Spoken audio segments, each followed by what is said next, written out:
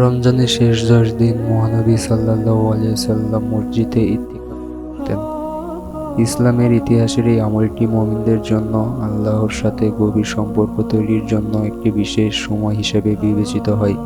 এই সময়ে লাইলাতুল কদর অনুসন্ধান করা হয় যা হাজারো মাসের চেয়ে উত্তম ছিল।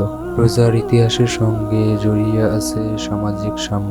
দ্বিতীয় হিজরি রোজা ফরজ হওয়ার পাশাপাশি সাদকাতুল ফিতর ওয়াজিব করা হয়।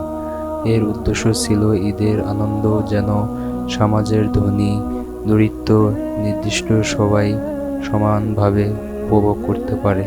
ইসলামের ইতিহাসের কেবল ইবাদতেরই মাস নয়, এটি সাহসিকতারও মাস। বদর ও মক্কা বিজয় ছাড়াও 92 হিজরি রমজান মাসের তারিখ দিন জিহাদের নেতৃবৃন্দ মুসলিম বাহিনী